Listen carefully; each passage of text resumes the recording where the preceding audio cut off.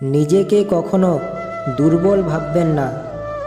আপনার দুর্বলতাকে অস্ত করে তুলুন।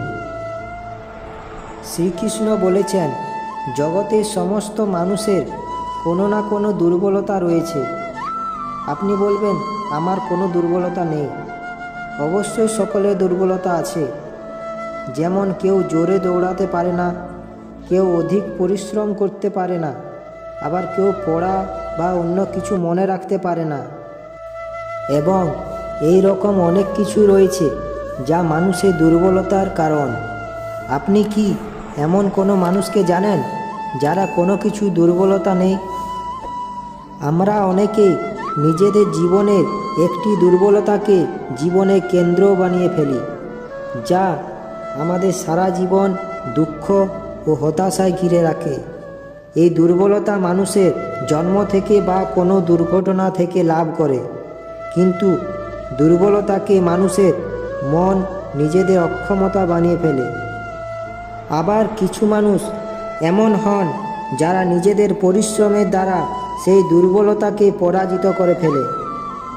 আপনি বলুন, কোনো বিভেদ আছে কি এদের বা অন্যদের মধ্যে? আপনি কখনো ভেবে দেখেছেন কি? শ্রীকৃষ্ণ বলেছেন, এর অতি সরল উত্তর রয়েছে। যে ব্যক্তিকে দুর্বলতা পরাজিত করতে পারে না, যে সঠিক পরিশ্রম করে এগিয়ে যায়, সেই দুর্বলতাকে পার করতে পারে। অর্থাৎ দুর্বলতাকে ঈশ্বর প্রদান করে, কিন্তু সীমাকে মানুষ তৈরি করে। যে এটা আমাদের দুর্বলতা, আমরা কোনো কিছু করতে পারবো না। তাই মনে শক্তি বাড়ান ও দুর্বলতাকে জয় করুন।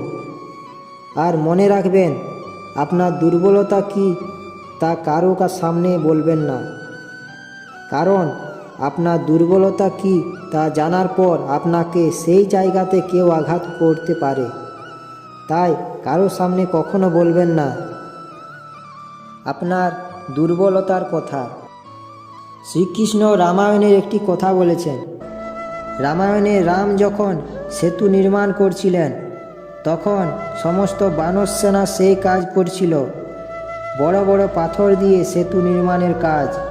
এমন সময় একটি কাঠবিড়ালি ছোট ছোট মাটির টুকরো নিয়ে সাগরের পাশে গিয়ে বড় বড় পাথরের পাশে রাখছিল। সে সারাদিন ধরে এই কাজ করছিল। এরপর শ্রীরাম কাঠবিড়ালির এই কাজ দেখতে পেলেন।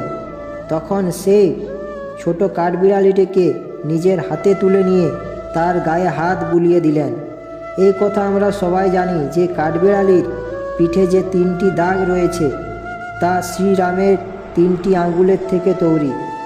যে কাজ আপনি করছেন তাতে সমস্ত শক্তি প্রয়োগ করুন, যতটা আপনার সামর্থ্য রয়েছে, যতটা আপনার অভিজ্ঞতা রয়েছে,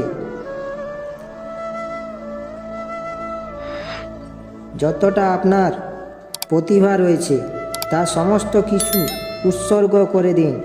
এমনভাবে আপনি কর্ম করুন সেই কাঠবিড়ালির মতো। সেই কাঠবিড়ালি তাই করেছিল। তাই রামায়ণে সেই কাহিনীতে সেও অমর হয়ে গিয়েছিল।